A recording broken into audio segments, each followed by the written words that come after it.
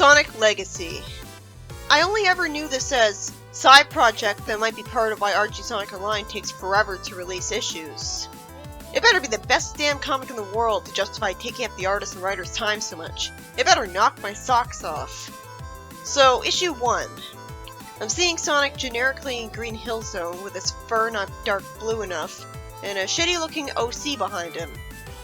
What species of animal is that supposed to be? Don't know! That's a bad OC. This is the kind of civilian art style that makes me appreciate the way civilians looked in Fleetway. Well, at least they had the decency to call Sonic's planet Mobius, so that's a good sign. So, under the watchful eye of the Council of Mobius, which is made up of ambassadors from each civilization on the planet, so it's the United Nations, the world's known peace, from mere ambassadors watching it. We're told that South Island became the meeting place for one person who is bored of peace and travels to find adventure, and another who's more extreme, so Sonic and Eggman will fight. Wow, this comic is brimming with creativity already. I wonder if I'll see the Sonic 1 ball and chain Eggmobile again. Well, it's interesting to learn that South Island is a tourist attraction, like a lot of people visit it. I don't care though. Even I could come up with a more interesting setting. You could have a place called North Island, or East Island, and at least have differently colored versions of the Sonic 1 areas. Even that would be more creative effort than doing Sonic 1 again. It helps humanize South Island to see that there's chili dog vendors out on its beach, and people actually using it as a beach. So we're seeing actual civilians there instead of it just being an empty place for badniks and rings in a video game. But that's faint praise because I'd expect an area is populated out of any area in a story. So Sonic can't find his wallet after he's realistically expected to pay for the chili dog. How could Sonic ever lose his wallet when he moves at super speed all over the place, only stopping when he has to? Since he doesn't have any pockets, he'd have to store it in his shoe to avoid having to hold it all the time. What was he even doing at a beach when he's afraid of drowning? Even Sonic X got that right. What was he gonna do there? Stand there bored? Anyways, I'm expecting to believe that some random girl managed to steal his wallet. And the awful looking character says she'll hand it over if he plays a game with him. I mean her. Seriously, how'd he ever steal his wallet? It would have been easier to swallow if we actually saw her do that. Like, he could have taken a nap on the beach, and she'd have snuck over to his shoe. But even then, there's no way she wouldn't have woken him up, and he'd have no reason to ever try to sleep outside. I'm also wondering why Sonic won't just immediately take the wallet back by force. Like by punching her to make her fall over, or picking her up and hanging her upside down and shaking her. Realistically, he'd never put up with someone somehow stealing his wallet. The story's off to a bad start already, as none of it would have ever happened at all if logic was there. Somehow, Sonic was completely incompetent, to the point where even after running at her at super speed and trying to take the wallet back, she magically moves fast enough to keep him from getting it back. She also has the nerve to say that he's rude because she wasn't done talking. I seriously hope we weren't meant to like this character, because I'm getting the worry that the writer really liked her for no reason and is forcing her on us. She continues to smile like a manic pixie dream girl, not acting like a realistic person at all, and says he's not so fast when he's not on dry land, when he's never slowed down after trying to run across the surface of the water, like an Hadrosity Zone. We can at least be told that she's just as fast as Sonic is, but since the story seems to have told us logic wasn't important to it 5 seconds in, I'm guessing we won't be told this. Maybe the whole story will be about Sonic somehow failing to get his wallet back with super speed and being forced to spend all his time with her as she annoys the hell out of the audience. Maybe they'll fight pirates. Then she calls Sonic a dummy and expects us to believe she's a dolphin. That doesn't look anything like a dolphin. That looks like another bad self-insert from DeviantArt. The Sonic franchise has had so many characters at this point, so it'd be common sense to just use one of those many characters instead of coming up with your own bad one. She somehow taunts him again, saying that he's too slow, as I wonder why she's fast too. And she says that she saw those moves he had earlier, and knows he's going easy on her. First off, what moves? We never saw him fight Eggman before. We never saw him do the spin attack before. He has no reason to do it. I started reading this fan comic with the impression that this would show us when he'd first meet Eggman, because it starts out in South Island. So why would he have any experience with using the spin attack? And second, why the hell is he going easy on her? Because she's a girl? Then she shouldn't have been a girl then. If this was Fleetway, we would have already gotten rid of this stupid criminal because Sonic would have already beaten and humiliated her and taken his wallet back. This is the first time I've ever even seen Sonic with a wallet. He shouldn't be going easy on her. There's no witnesses to see him punch a girl in the ribs in these panels. And any other Sonic I know would have just ran around her in a tornado or something and gotten it back immediately. If you're going to have a character that's faster than Sonic, the main character, you need to immediately explain it. Shadow's the ultimate life form, and even he's the exact same speed as Sonic. If you don't explain it, the character will just come off as a favoritized, overpowered Mary Sue. Why is she bothering Sonic?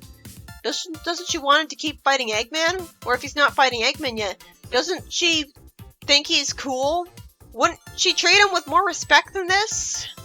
She tells him out of nowhere to show off his real speed in a race, and the loser will pay for lunch.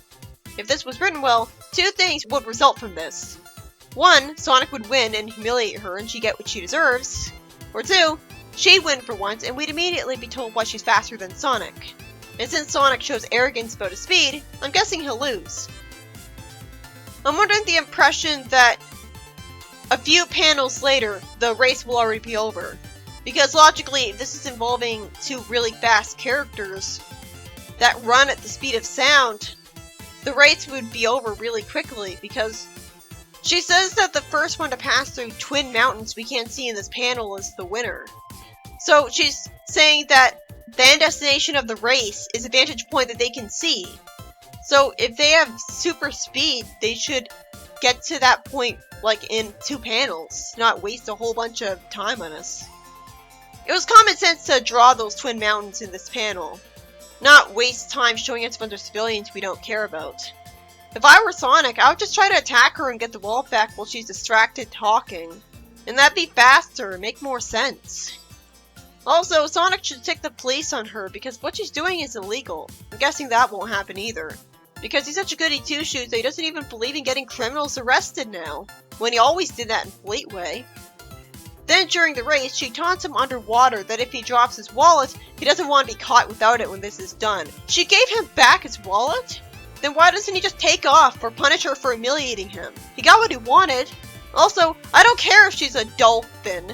Nobody can talk underwater. She just makes gurgling sounds. This is so stupid. If the writer had any care for logic at all, he'd explain that she's speaking to him telepathically, so we'd see a thought bubble coming from her. This was stupid in AOSCH, and in the Sonic miniseries.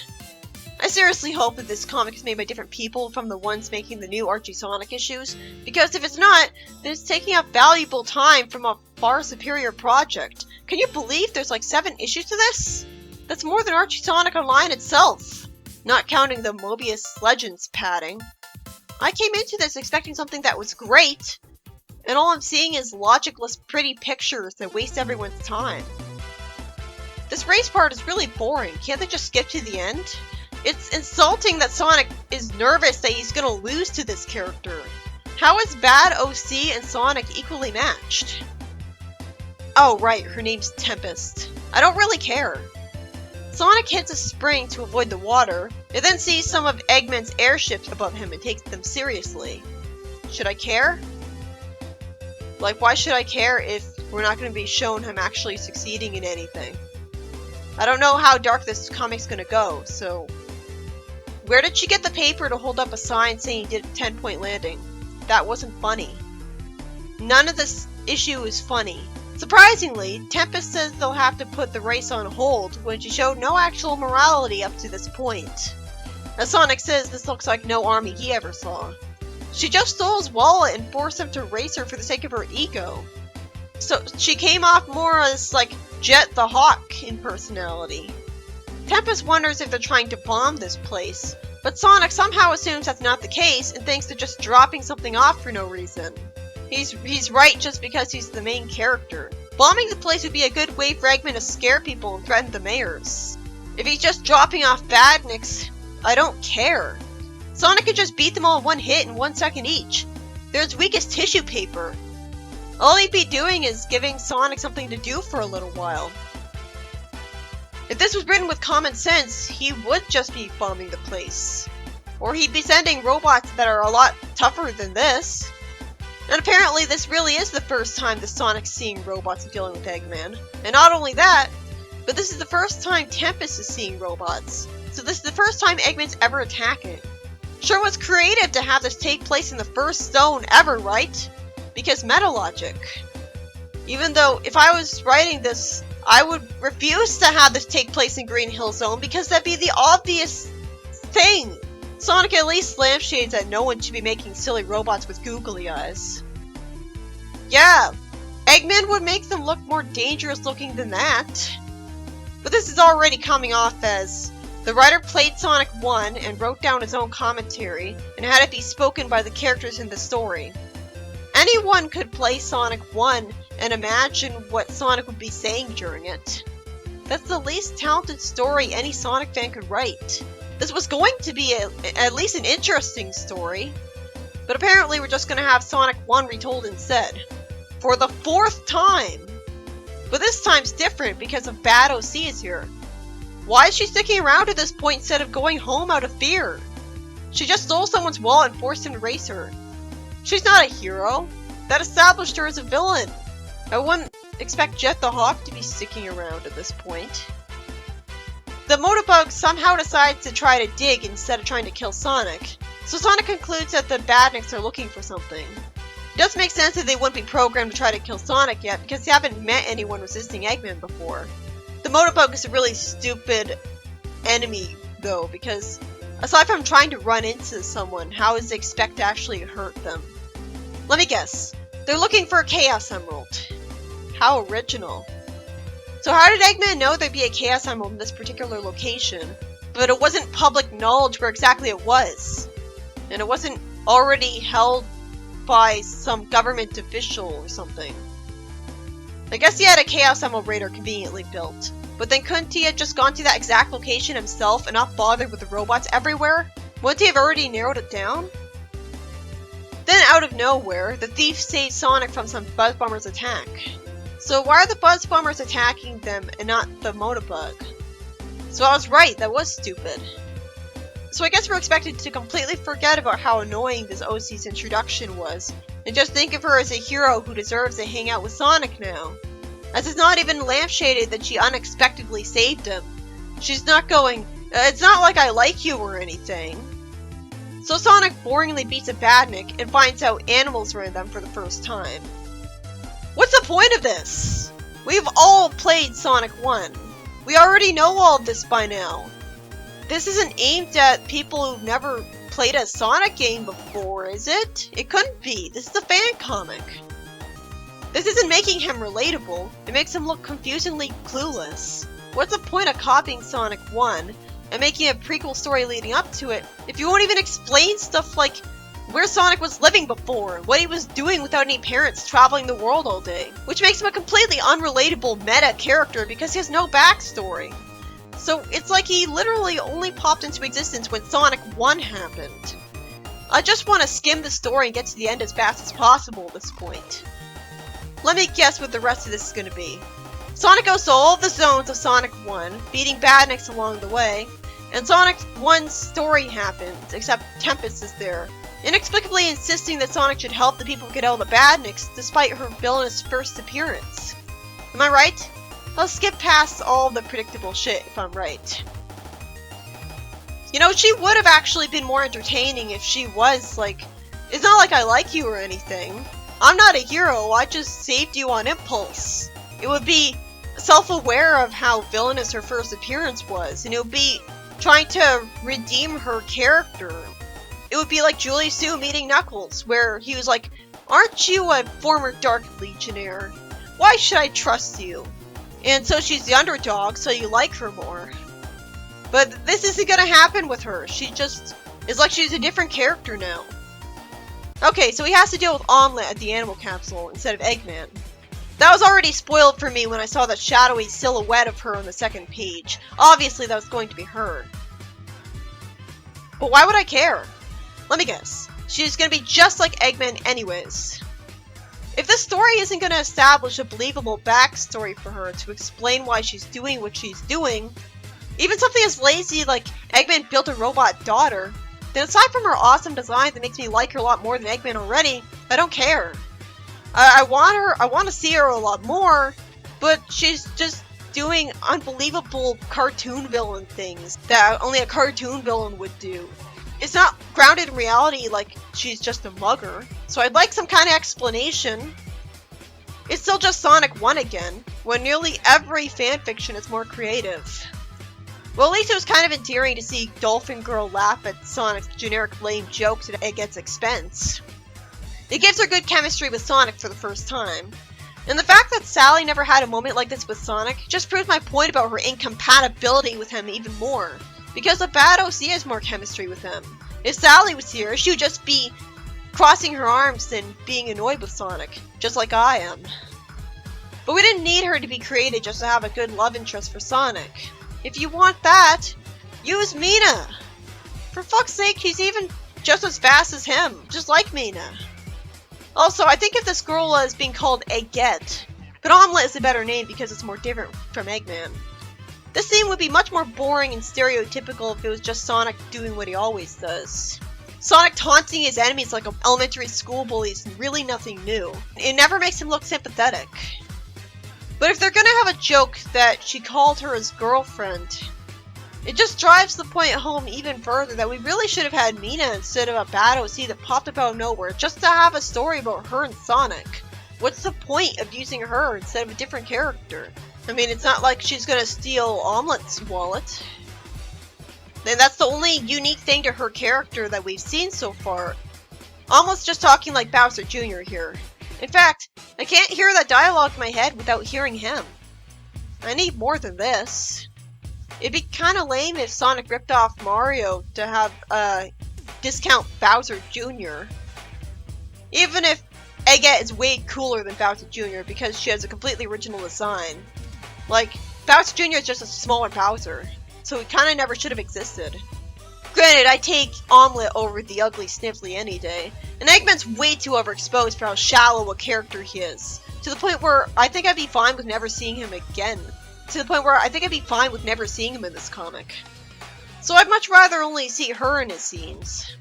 But it's still the exact same plot as Sonic 1. So anyways, back to the plot. Yep, Wrecking Ball Eggmobile. It really reflects badly on the story when I predicted something to be snarky and make fun of it, and it unironically proved me right. Back to skimming mode. Sonic would never get hit by that Wrecking Ball bumper. He's got super speed and super fast reflexes to match it. He wouldn't just stand there and get hit. If it's that big and heavy, it would have taken some time to show up and go hit him. Right after I said that, he gets hit again because he just stands there and talks about how it'd be heroic not to hurt a little girl. It's like he's completely unaware of his surroundings all of a sudden just because he's talking. It's frustrating because not only is this not how your experience with a boss fight in the game would go, so you're more competent than Sonic is here, but I'm expected to sympathize with and relate to a hero who used his overactive morality as an excuse to be a complete moron. First he held back against the thief who stole his wallet for no reason just because she's a girl, and then he does the same thing with a much more dangerous and demented girl. This has to be a robot. Eggman would have to be really lucky to have an actual kid with someone. Maybe he made a clone of a woman he liked and got her DNA to make his kid artificially. But he wouldn't put up with the baby, so he'd have to get her artificially aged up. And yet she's already able to talk. Somehow I'm supposed to believe that getting hit with the giant moving ball didn't actually hurt just because it's called a training ball. And he only felt pain from being smacked into something. This story sucks. Even Scourge would do a way better job than this. You'd have to actively try to be incompetent enough to just stand there talking and get yourself hit over and over again by this thing. I've already lost all respect for the Sonic. Omelette makes a comment about tuna cans just because Tempest is here. So, is this racist from Mobian standards? Because she's only saying this because she's a dolphin girl. Combine that with Sonic calling her fish girl. That would be a common thing for all species on this planet, and it'd be seen as racist. And yet even Sonic does it. Well, it was created that the animal capsule got destroyed by the wrecking ball itself. That is realistic, but realistically, that just smack into and kill most of the animals trapped in it. When you free an animal capsule in any of the Sonic games, you see that it's filled to the brim with animals. Instead, it looks like it was mostly empty. Only 3 animals are escaping this thing. Realistically, this would be dark, but gutlessness happens instead. We're not being told that there were just that few animals captured in the capsule, because right after the Badnik showed up, Sonic just got here. Don't write this if you won't have the guts to make it logical. So Sonic jumps onto the ball on its chain, and evilly smirks at her and kicks her Eggmobile away as she screams. Logically, she'd die from the ball. That won't happen. So why retell Sonic 1 if you're not going to try to tell the story better by having it make more sense? Like by having her Eggmobile fly upwards to the point where he can't do this. Whatever happened to Sonic thinking it'd be more heroic to not hurt a little girl? It's bad enough that Sonic was invincible for no reason, which makes the stakes completely artificial when this was the perfect opportunity to tell us about rings. The Sonic X Comics adaptation talked about rings, but she's probably going to be invincible too. Slapstick is pointless if everyone who gets it is invincible. It's funny because it inconveniences them. Victims of slapstick are supposed to get hurt. That's the point. I don't want her to be injured or killed and not appear anymore, but then don't have this happen. She should have just flown away in the Eggmobile being mad at him. She'd have to be really idiotic to not do that. Am I seriously supposed to find him cool just because he's smirking at her evilly and kicking her away, when he was a frustrating moron the whole fight? He only won because Dolphin Girl got a plan to lure the wrecking ball somewhere. But Sonic could have figured that out himself. She didn't need to exist. I think I would have rather seen the plot the comic was going to tell, before it got distracted by plagiarizing the story of Sonic 1. I wanted to see who would win the race, and what exactly would happen after that. Nope! Screw infinite creative possibilities. Sonic kicks her away, and the Vault Thief psychopathically celebrates it, saying, "Goal," which is another charming moment of good chemistry between her and Sonic. They really look like they're enjoying each other's company. Too bad she sucks to look at. Ultra conveniently, it turns out that some red device dropped off her Eggmobile perfectly intact instead of being kicked away with it, just so that Sonic could find out where Eggman's heading, to the other side of the island. This is so needlessly convoluted compared to the next zone being right beside the previous one, like everybody assumes, and like every Sonic 1 adaptation has done. No way this device would even exist, let alone not be damaged beyond repair by now. This is actually more confusing than being unoriginal. I hate them being expected to take this seriously. Then, to give me one last reason to be angry, Sonic and OC fall into a hole because the wrecking ball weakened the ground around them, even though it only ever hit Sonic and the animal capsule. And even though Sonic had wasted plenty of time talking about how they gotta get out of here, which it could have spent simply getting out of here with his super speed. Instead, he talked to his unnecessary companion while standing still and fell, probably into Marble Zone. After all, it takes 2 ounces of creative brain input to think to at least rearrange the level order of Sonic 1.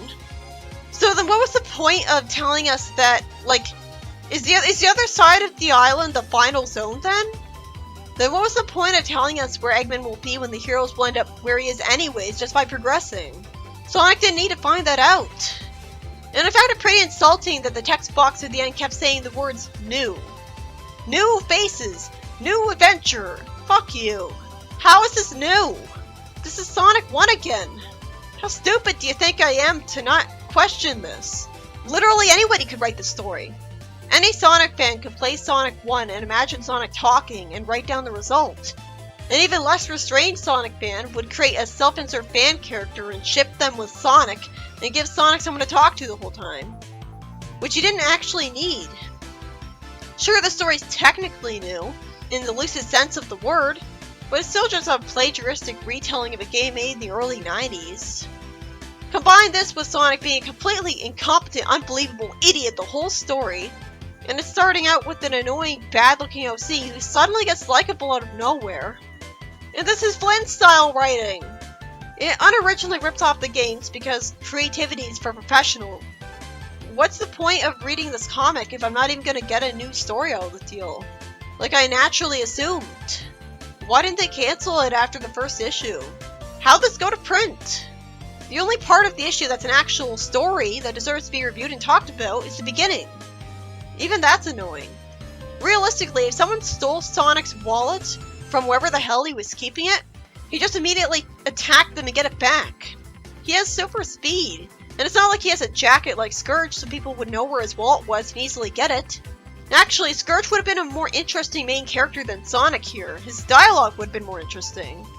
Even then, I still would have been angry at how incompetent he was with the first boss of Sonic 1. This is no better than Fleetway Sonic being knocked around by it in issue 2. Can you imagine stealing Sonic the Hedgehog's wallet and getting away with it? That wouldn't happen. He'd beat you up. So she somehow steals his wallet. I'm not given an explanation for how that happened because priorities aren't in order because his writing sucks. And she's revealed to be a little faster than Sonic, making the eventual winner of a race between them obvious immediately. I'm not immediately told how she's faster than Sonic. Her design sucks. She could have just been written to ask for a race instead of making me turn on her right off the bat. So there was no reason to write her as a mischievous thief who steals from Sonic to make him do whatever she wants, if she was just going to end up as a generic, heroic companion for him in a Sonic 1 ripoff. I assumed that the way the story was going to go after she was introduced was that she would force him to go to a pirate ship. Because it was like sailing the seas. Once they got to South Island, you could have literally any character in her position at that point, and it'd be the same story so far, minus the tuna remark. Having a villainous thief with Sonic for Sonic 1 could be interesting, but they don't lampshade it, they don't address it, they don't take advantage of it anymore. I was interested in seeing what the result of the race would be and what they do together and how she'd be punished, but instead the story runs out of creativity already. And there's several more issues of this. This is why I'm putting off the reboot as far as I desperately can. You know I'm just going to be bitter and snarky about it because it's just the game stories again. That requires no talent. Anybody could write that, and that's why I refuse. I'd feel self-conscious and embarrassed of writing a game adaptation, because I know I was only doing it because I couldn't come up with a new story on my own, and was just piggybacking off somebody else's work to compensate. I could never be proud of a story that easy. It says here that Sonic Paradox team made this ridiculously overpopular comic for how lazy the writing was. Seriously, this is concerning. Why is amateurish, uninspired writing being rewarded with tons of views just because there's pretty pictures to look at? There's tons of fan art already! I hope it being by Sonic Paradox means this isn't by the same people who are making Archie Sonic Online's issues, because this shouldn't be slowing down a project I actually respect. I guess it isn't. Then why does Archie Sonic Online's Twitter page insist on telling me every time there's a new issue of this? That makes it look like we got an issue of this instead of an issue by Archie Sonic Online. Like, even I could make this Sonic 1 adaptation more unique. It doesn't have to be an adaptation. This isn't by an official comic. Literally anybody can make this more creative. Just, like, rearrange the level order. Make the levels have different colors to them. Put the badniks in different places than you'd expect. Have there be new villains. Have Mina be in the story. Have the Chaos Crystal instead of the Chaos Emerald. It wouldn't take much effort to make this more interesting. I'm not gonna bother torturing myself by reading the rest of this comic for a very long time. What reason do I have to read another retelling of Sonic 1? What's to look forward to when you already know the entire plot? I assumed this would be all new stories, but I won't even get that. Bottom line is, they should have explained things that needed to be explained. They should have used Mina Mongoose instead of this self-insert OC. And I shouldn't need to tell you that the bare minimum that a new story should live up to in expectations is being a new story. Couldn't they at least rewrite Sonic Chaos instead?